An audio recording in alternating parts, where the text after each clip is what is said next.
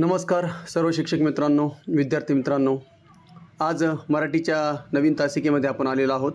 आजच्या तासिकेमध्ये आपण म्हणी आणि शब्द समूहाबद्दल एक शब्द यावर 30 प्रश्नाची PYQ घेणार आहोत. सुरू करूया आपण आजची आपली PYQ. पहिला प्रश्न आहे, ज्याला कधीही म्हातारपण येत नाही असा या शब्द समूहासाठी योग्य शब्द निवडा असा प्रश्न आहे. तर 4 पर्याय आपल्या समोर आहेत. यामध्ये लक्षात ठेवायचं आहे, आजर म्हणजे ज्याला कधीही मरण येत नाही. लक्षात ठेवायचं, आजर म्हणजे ज्याला कधीही, जरा म्हणजेच काय म्हातारपण, कारण जर म्हणजे काय म्हातारपण म्हणतात त्याला, आणि मग जर ज्याला येत नाही तो असतो अजर. म्हणून पर्याय क्रमांक C अजर हे या प्रश्नाचे योग्य उत्तर आहे.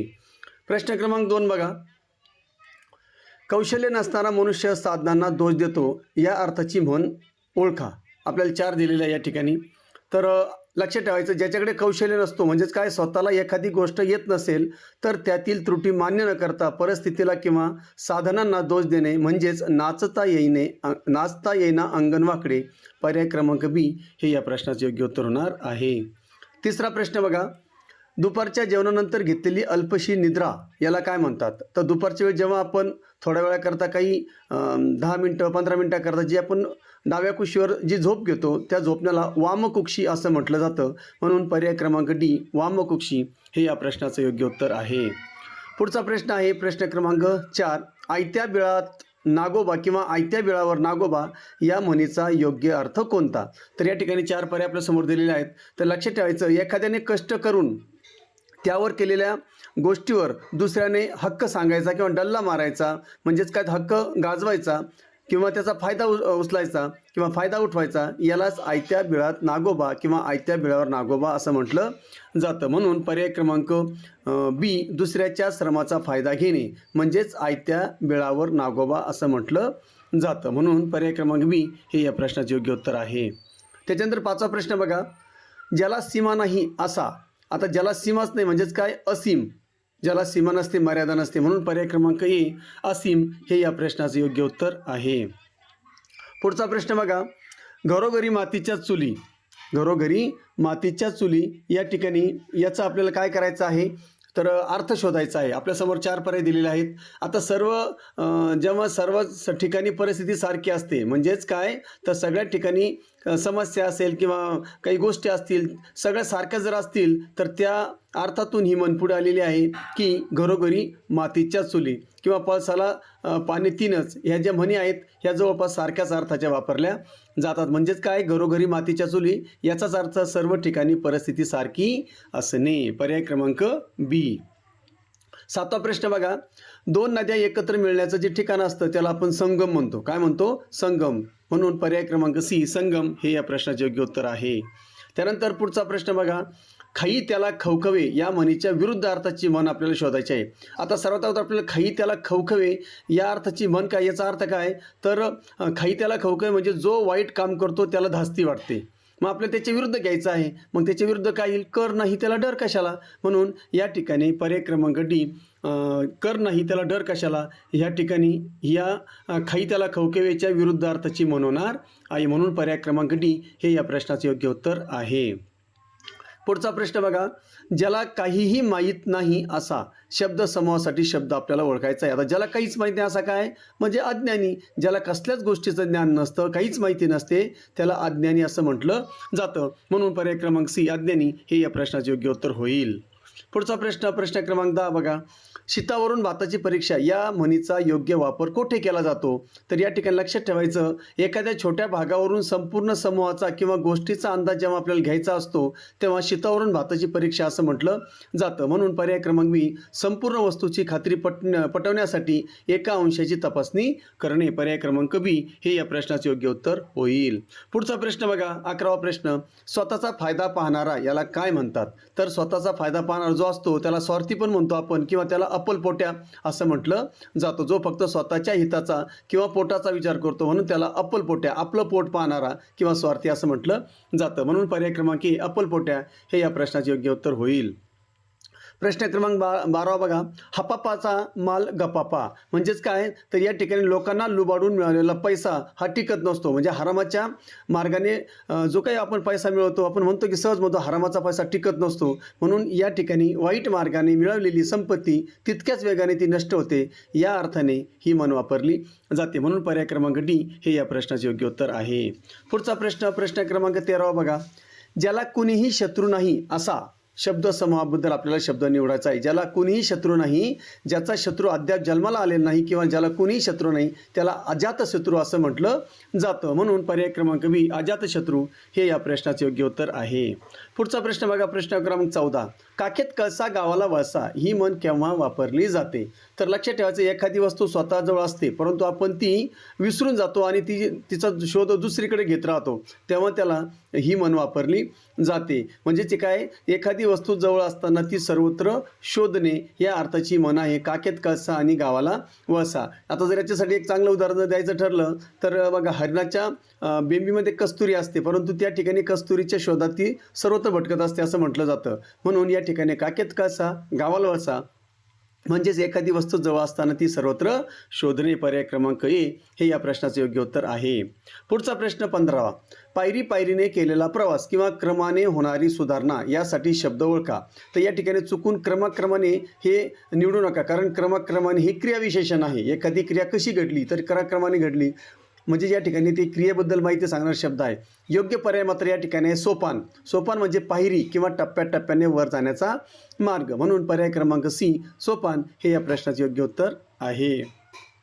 16 प्रश्न, आंधळा जळतो आणि कुत्रं पीठ खातो या म्हणीचा अचूक अर्थ निवडा. तर 4 पर्याय आपल्या समोर दिलेले आहेत. त्यामध्ये बघा, तर आता या ठिकाणी आंधळा जळतो आणि कुत्रं पीठ खातो म्हणजेच काय, तर एका निष्काळजी व्यक्तीच्या कष्टाचा फायदा भलताच चतुर किंवा लबाड माणूस घेतो तेव्हा ही म्हण वापरली जाते. म्हणजे एखादा व्यक्ती आहे तो त्या ठिकाणी पूर्ण कष्ट करतो आणि त्यावर मात्र दुसरं डल्ला मारतो, म्हणजेच त्या ठिकाणी आंधळा जळतो आणि कुत्रा पीठ खातो अशा अर्थाने ही म्हण वापरली जाते. म्हणून पर्याय क्रमांक डी हे या प्रश्नाचे योग्य उत्तर आहे. पुढचा आहे, ज्याला उपमा देता येत नाही असा कोण असतो? तर त्याला म्हणतात अनुपम. म्हणजे ज्याला कसलीच उपमा देता येत नाही त्याच्यासारखा तोच असतो. म्हणून अनुपमेय म्हणजेच काय, अनुपमेय म्हणजेच ज्याला कशाचीही उपमा देता येत नाही असा अजोड कार्य किंवा अजोड व्यक्ती, मग तो व्यक्ती असेल किंवा कार्य असेल त्याला अनुपमेय असं म्हटलं जातं. म्हणून पर्याय क्रमांक ए हे या प्रश्नाचे योग्य उत्तर आहे. 18 प्रश्न बघा, एक ना धड भाराभर चिंध्या या म्हणीचा अर्थ सांगा. आता या ठिकाणी अनेक गोष्टींच्या मागे लागल्यामुळे एकही गोष्ट सिद्धीस जात नाही म्हणजे पूर्ण होत नाही, त्यालाच आपल्याला एक ना धड भाराभर चिंध्या असं म्हटलं जातं. म्हणून पर्याय क्रमांक ए हे या प्रश्नाचं योग्य उत्तर होणार आहे. एकाच वेळी अनेक कामे करायला गेल्यावर कोणतंच काम नीट पूर्ण होत नाही, म्हणून एक ना धड भाराभर चिंध्या अशी म्हण वापरली जाते. पर्याय क्रमांक ए हे या प्रश्नाचा योग्य पर्याय आहे. पुढचा प्रश्न 19 प्रश्न बघा, ज्याला शत्रू जिंकू शकत नाही असा. आता ज्याला शत्रू म्हणजे ज्याला कुणी जिंकू शकत नाही त्याला अजिंक्य असं म्हटलं जातं. मग तो अजिंक्य किल्ला असू शकतो किंवा एखादा व्यक्तीसुद्धा असू शकतो. अजिंक्य म्हणजे ज्याला कोणीही जिंकू शकत नाही असा पराक्रमी, मग तो किल्ला असेल. काही किल्ला बघा, आता उदाहरणार्थ देवगिरी दौलताबादचा जो किल्ला आहे तो अजिंक्य किल्ला मानला जातो, कारण त्याला कुणीही जिंकू शकलं नाही. तर अशा प्रकारे या ठिकाणी पर्याय क्रमांक डी हे या प्रश्नाचे योग्य उत्तर होणार आहे. 20 प्रश्न बघा, अति तेथे माती या म्हणीचा अचूक आशय कोणता?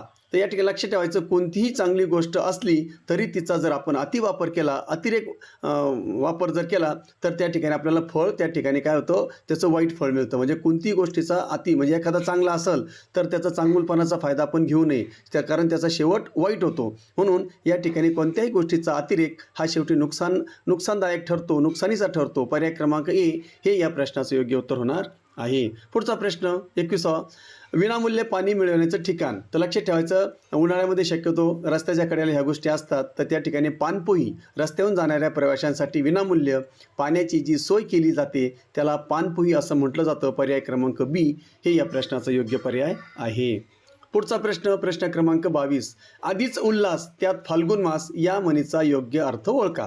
तर बघा 4 पर्याय आपल्या समोर दिलेले आहेत. त्यामध्ये जर बघितलं असं तुम्ही तर एखादा माणूस आधीच कामाला टाळाटाळ करत असेल म्हणजे एखाद्या माणसाचं अगोदरच काम करायचं जीवावर आलं असेल आणि त्याला तशीच आणखी संधी जर मिळाली असेल तर ती म्हण वापरली जाते. म्हणजे काय, त्याला हौस आणि त्यात पडला पाऊस असं त्या ठिकाणी म्हटलं जातं. म्हणून त्या ठिकाणी मुळातच आळशी असलेल्या माणसाला आळस करण्याची अनुकूल परिस्थिती मिळणे याचाच अर्थ आदि उल्हास त्यात फाल्गुन मास असं म्हटलं जातं. म्हणून पर्याय क्रमांक बी हे या प्रश्नाचा योग्य पर्याय आहे, योग्य उत्तर आहे. पुढचा प्रश्न 23वा. केलेले उपकार विसरणारा याला काय म्हणतात बघा. ह्या गुण लक्ष ठेवायचं. आपण केलेले उपकार जर विसरत नसेल म्हणजे केलेले उपकार न विसरणारा त्याला कृतज्ञ म्हणायचं. पण जो केलेले उपकार विसरतो त्याला कृतज्ञ असं म्हटलं जातं. कृतज्ञ आणि कृतज्ञ. कृतज्ञ म्हणजे केलेल्या उपकाराची जाण ठेवणारा आणि कृतज्ञ म्हणजे केलेल्या उपकाराची जाण न ठेवणारा म्हणजेच केलेले उपकार विसरणारा. पर्याय क्रमांक डी कृतज्ञ हे या प्रश्नाचं योग्य उत्तर होणार आहे. 24वा प्रश्न बघा. पळसाला पाणी तीनच म्हणजे सगळ्या ठिकाणी परिस्थिती सारखीच असणे. कोठेही गेले तरी मूळ मानवी स्वभाव किंवा परिस्थिती कधीच बदलत नाही. म्हणून या ठिकाणी पळसाला पाणी तीनच असं म्हटलं जातं. सर्वत्र परिस्थिती सारखीच असणे. पर्याय क्रमांक ए हे या प्रश्नाचे योग्य उत्तर आहे. पुढचा प्रश्न. मोजकेच बोलणारा या शब्दसमूहासाठी शब्द आपल्याला निवडायचा आहे. आता बघा, मोजकेच बोलणारा म्हणजे त्याला मितभाषी असं म्हटलं जातं. मितभाषी म्हणजे जेवढे आवश्यक आहे तेवढेच आणि मोजके बोलणारा जो व्यक्ती असतो त्याला मितभाषी असं म्हटलं जातं. म्हणून पर्याय क्रमांक ए हे या प्रश्नाचे योग्य उत्तर आहे.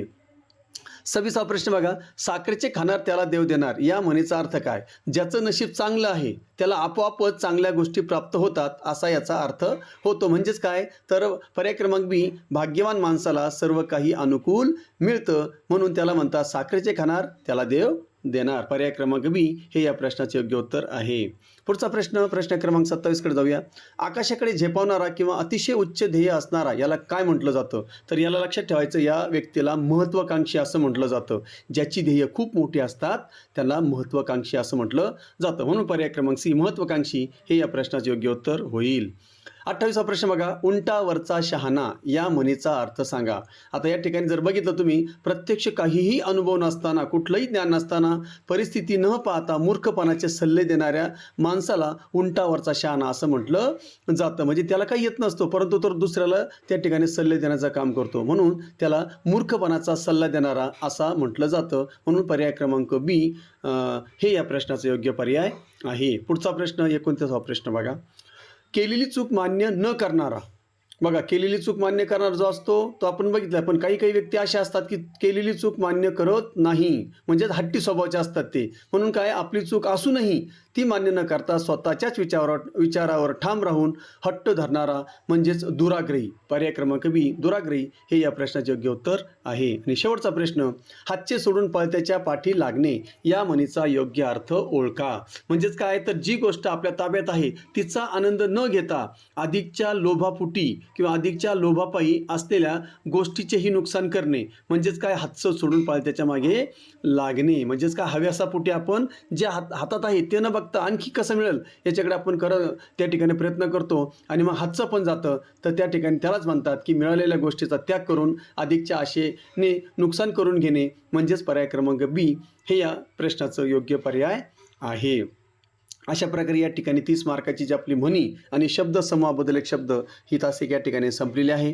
आवडले असेल तर नक्की लाईक करा, व्हिडिओला चॅनलला सबस्क्राईब करा आणि नवनवीन व्हिडिओ पाहण्यासाठी या ठिकाणी आपल्या मित्रांनाही पाठवा आणि तुम्ही पण या ठिकाणी चॅनलला जर अजून सबस्क्राईब केलं नसेल तर अवश्य सबस्क्राईब करा जेणेकरून TET असेल CTT असेल अशा प्रकारचे वेगवेगळ्या विषयावर व्हिडिओ तुमच्यापर्यंत पोहोचत राहतील. इथेच थांबतो. पुन्हा भेटण्यासाठी तोपर्यंत जय हिंद, जय महाराष्ट्र.